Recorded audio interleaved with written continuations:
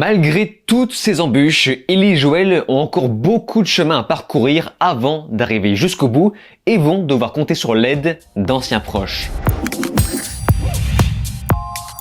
Salut à tous, c'est Vince sur Plot Time et on se retrouve une nouvelle fois sur la série The Last of Us, épisode 6. Cette fois-ci, comme à chaque fois, j'invite les nouveaux arrivants à se rediriger sur ma playlist consacrée à cette dernière, avec en premier lieu, évidemment comme toujours, mon test sur The Last of Us 2 qui sert de contexte à la série, puis ma vidéo sur le premier épisode où je donne mon avis sans spoilers. Avant d'aller plus loin, pour ceux qui n'ont pas encore fait, n'oubliez pas de vous abonner à ma chaîne YouTube car d'autres vidéos sont encore prévues à ce sujet. Et maintenant, nous allons pouvoir aborder l'épisode 6 avec spoilers, kin, qu'on pourrait traduire par proche ou famille, réalisé par Jasmine Asbalik, qui n'avait pas encore travaillé sur la série jusqu'ici, et évidemment, c'est toujours écrit par Craig Mazin. L'épisode commence 3 mois après les événements précédents.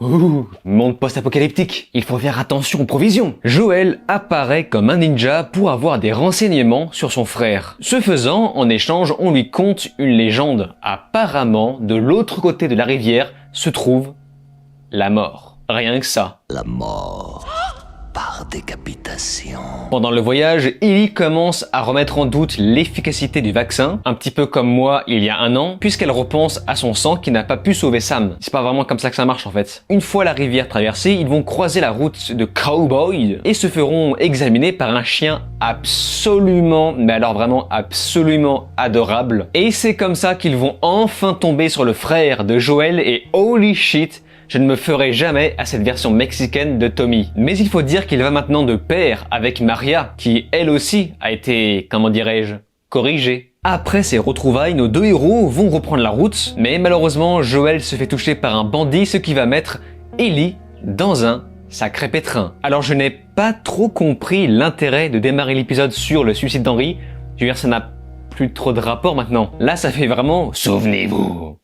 Bah oui, je me souviens, j'ai vu la série. Bref, lorsqu'Ellie pose la question à Joel ce qu'il aimerait faire, ce dernier lui répond qu'il voudrait monter une ferme avec des moutons. Et il me semble que ce passage fait référence à The Last of Us 2, mais pour le coup, je ne peux rien vous dire pour éviter le spoil. L'épisode va à nouveau faire quelques copies-coller, comme par exemple le script où Ellie essaye de siffler, et plus tard, est-ce que j'ai rêvé ou j'ai vu Dina cachée derrière un poteau? Puisqu'en plus, elle observe Ellie comme si elle était attirée. Dans tous les cas, Ellie fait preuve une nouvelle fois de grâce et de douceur. What?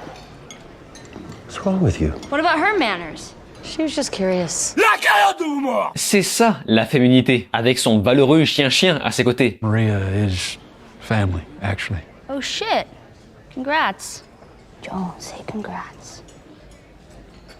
That's my boy. Évidemment, le fait que Tommy devienne père renvoie une nouvelle fois Joel à son triste passé, ce qui va le rendre furieux là où il devrait être au contraire enthousiaste. Ces espèces de sentiments de malaise sont d'ailleurs là pour nous rappeler qu'il est sous l'emprise de son propre passé, un passé qu'il revoit surgir par le biais d'Ellie. Voilà, en tout cas, globalement, c'était un épisode plutôt calme, comme toujours. Je regarde ça le matin, mais je devrais presque peut-être regarder ça le soir avant de dormir. Je trouve que dans cette série, il y a quelque chose de très apaisant. Trop apaisant. Pour le coup, cet épisode m'a paru hyper long, mais bref, c'est sans parler du fait que les environnements enneigés étaient sublimes, je me suis pas mal rincé l'œil. Même la photo était belle, et les couleurs, pour une fois, n'était pas trop flashy. Et je ne parle même pas du village de Tommy. C'est particulièrement impressionnant, même si évidemment le jeu n'est pas du tout comme ça. Ici ils ont pris une inspiration western qui se rapproche bien plus de The Last of Us 2 et il me semble d'ailleurs avoir vu la même salle de danse. Tandis que le jeu, lui, était beaucoup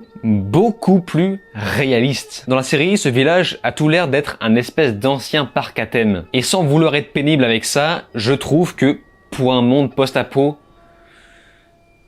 voilà, ça va plutôt bien, c'est détente. Alors oui, certes, j'ai bien compris que leur village est devenu autonome, mais là, c'est limite si le self n'est pas à volonté. Genre, tout est propre, ils ont du whisky, des vêtements et des chaussures de rechange. Franchement, c'est mieux que là où j'habite, on dirait presque un camp de vacances. Il faut croire que c'est la puissance du communisme, comme ils le disent. All shared.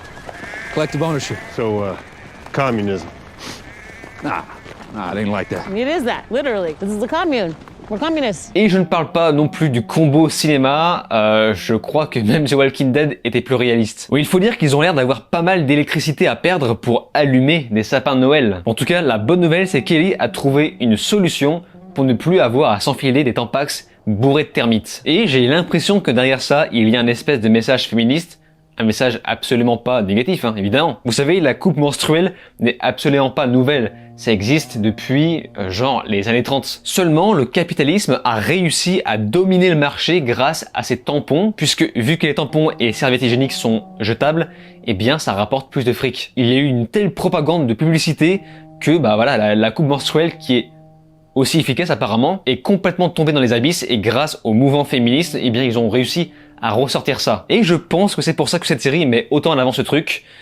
C'est bien, hein. Mais après, est-ce qu'il fallait attendre The Last of Us pour voir ça? Je ne sais pas. Sur un autre sujet, il y a un truc qui m'a un petit peu déçu en début d'épisode. C'est le fait qu'on oppose tout un mysticisme, tout un mystère sur ce qu'il y a de l'autre côté de la rivière. Je rappelle qu'on nous parle de la mort. Il y a la mort derrière. Donc on s'attend à voir des tas de cadavres, des pillards, des infectés. Mais en fait non, c'est juste le village de Tommy. Voilà, c'est très cool. Rien d'alarmant, comme tout le reste de cette série d'ailleurs. Et une fois de plus, l'épisode nous montre à quel point Joel ne sert pas à grand chose. Ellie va faire le gay comme ce qu'il lui a apparemment appris. Voilà, je ne me souvenais absolument pas de ça. Joel a vraiment appris Ellie à faire des rondes. Bref, à part ça, il y a une scène qui m'a fait un peu sourire, c'est la scène du chien. Il y a une espèce de volonté de rendre ce chien menaçant, alors que c'est probablement la race la plus adorable de la Terre. Vraiment, c'est pour me faire peur avec un chien, faut y aller. Hein. Dites-vous bien que même les Doberman, je trouve ça mignon. Mais alors là, c'est vraiment le good boy par excellence. T'as qu'une envie, c'est de le prendre et faire. Today I thought that dog was gonna tear her apart because it smelled something on her.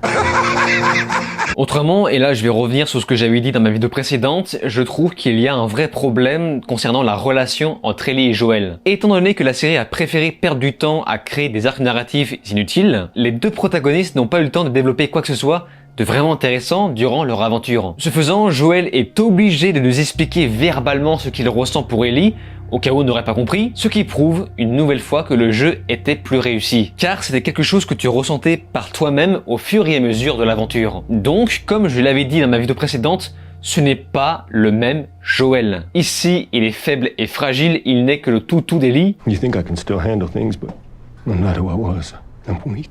Et j'imagine que c'est là pour déconstruire l'image du mâle dominant qui prenait tout son sens dans le jeu, car c'était sa façon de s'adapter à cette jungle extrêmement dangereuse. Une dangerosité presque absente dans la série. Normalement, rappelons que Joel est censé considérer Ellie comme un colis. Ce n'est qu'après la fuite de ces dernières, chose qu'on ne voit pas dans la série, que Joel se rend compte pour la première fois qu'en réalité, depuis le début, il éprouvait en fait des sentiments cachés. Il y avait vraiment tout un mystère sur ce personnage qui commençait à se craqueler. Et c'est après cette scène qu'il commence à faire le rapprochement avec sa fille, et non avant. Bref, le jeu était une grande perfection narrative comme on ne l'avait encore jamais vu dans un jeu vidéo. Le fait de voir Joel se fermer lorsqu'Ellie parle de Sarah n'a donc plus de sens dans le contexte de cet épisode. Car une scène avant, Joel se met à chialer comme la grosse lavette qu'il est, justement en faisant implicitement le rapprochement entre sa fille et Ellie. Alors que ce dernier était justement censé avoir l'air fermé depuis le début. Il aurait dû ouvrir les yeux qu'à ce moment-là. Pour moi, cette série est une version biaisée qui ne comprend pas vraiment son matériau de base. Ce n'est pas en faisant bêtement des copies-coller que tu vas ressembler à l'original sur le fond. Et je me permets d'être un peu sévère avec ce détail car cette scène dans le jeu, je crois que c'est le passage où j'ai versé des larmes pour la première fois. Pour moi, ça a été un grand bouleversement émotionnel. Mais dans le contexte de cette série, tout est mélangé et l'impact n'est donc plus le même. Ça m'a juste rappelé à quel point cette version d'Ellie est agaçante et capricieuse. Un caprice auquel Joel finit par céder. Alors certes, la personne qui n'a pas joué au jeu, je pense que c'est très bien, ça fait largement le café, mais pour une personne qui a beaucoup joué au jeu, pour moi ça me paraît moins impactant. Contrairement à la fin de l'épisode, qui, je trouve, remonte le niveau. On ressent enfin un petit danger, bien qu'il soit mineur, là au moins c'est fidèle et plutôt stressant. Et j'aurais aimé que tout le reste suive. Malheureusement, on nous a quand même retiré la scène émouvante et stressante. La scène où Ellie épaule Joel de façon épique. En plus, il y avait tout un sens dans le jeu où on pense rater le QTE. On pense vraiment que ça y est, c'est fini, Joel est mort. Et en fait non, il y a tout un script où ça continue, ça ne s'arrête pas. C'est hyper intense en termes d'expérience. Tandis qu'ici, dans la série, on a juste un combat contre un mec et prout, oups, ça doit faire mal. Je l'ai attrapé, j'ai mis 2 baffes dans la gueule, il a pété. J'ai entendu faire prout.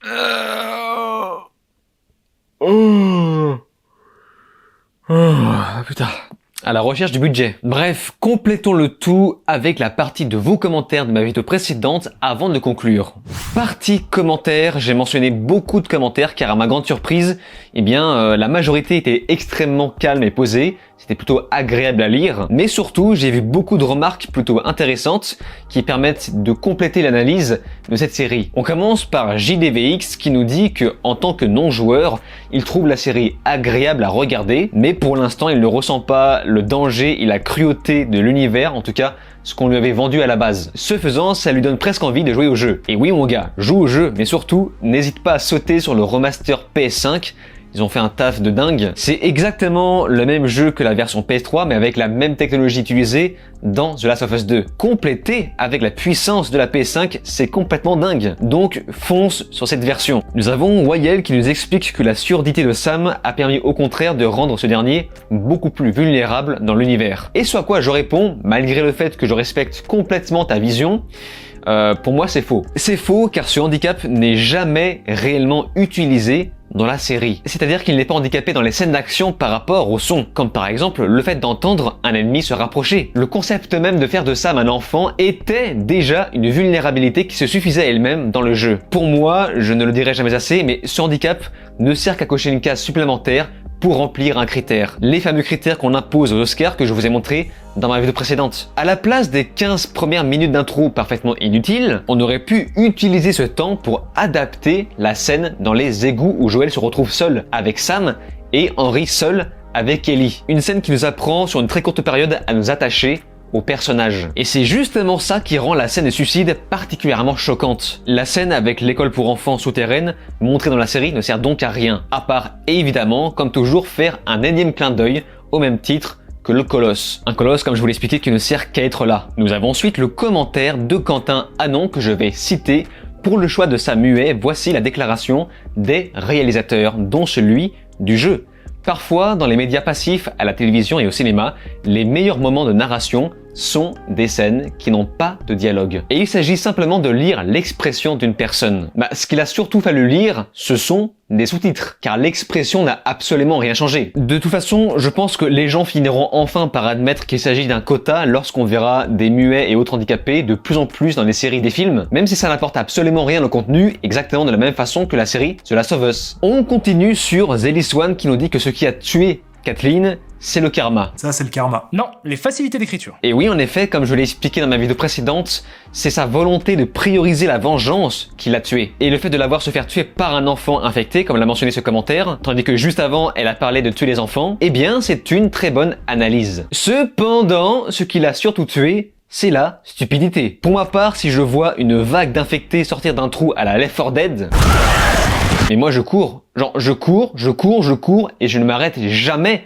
Je ne m'arrête jamais en plein milieu pour pointer quelqu'un, alors que ton pote s'est justement sacrifié pour toi, juste derrière. Et nous finissons sur Mehdi Negazi, que je vais également citer. Ellie a joué le jeu de l'espoir, étouffé sa tristesse et fait croire à Sam le coup du bobo bisou magique. Et je pense que c'est la meilleure expression qui illustre cette scène, c'est le bobo bisou magique, pour lui offrir une dernière nuit de calme sans peur. Dis-moi ce que tu en penses. Donc en gros, tu m'expliques qu'elle était parfaitement consciente que Sam était condamné et qu'il allait se changer en infecté. Parce que moi, dans ma vidéo précédente, j'avais expliqué que ce n'était pas vraiment normal qu'elle n'ait pas essayé de le faire sur Tess. Normalement, le fait de voir la morsure de Sam aurait dû la terroriser. Donc si elle a fait ça uniquement pour rassurer Sam, tout en sachant qu'il était condamné, eh bien, ça soulève une autre incohérence. Si Ellie fait ça, elle est parfaitement idiote, car elle met en danger son propre groupe, ce que la vraie Ellie des jeux vidéo n'aurait jamais fait. Surtout que je rappelle que ce comportement, c'est un petit peu un comportement d'une gamine de 8 ans. Sauf que Ellie a 14 ans. À 14 ans, surtout les filles,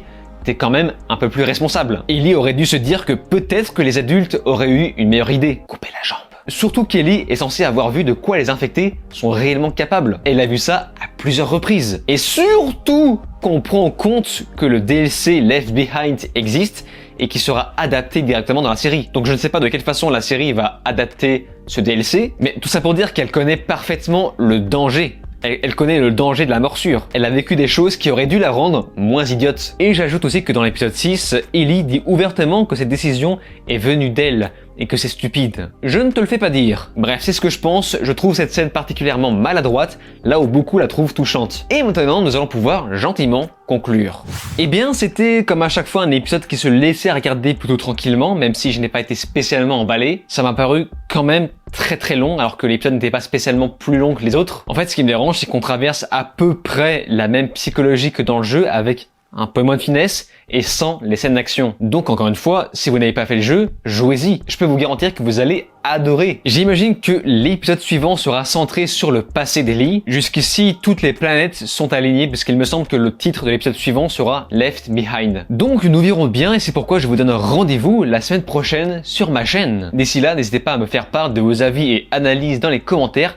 Peut-être que je mettrai en avant ceux qui me paraissent les plus pertinents dans la vidéo suivante. Et c'est donc sur ces mots qu'on se laisse. N'oubliez pas de vous abonner à ma chaîne YouTube, cliquez sur la cloche, souscrire si vous pouvez, et de me rejoindre sur les réseaux sociaux. Je vous dis alors ciao et à la prochaine.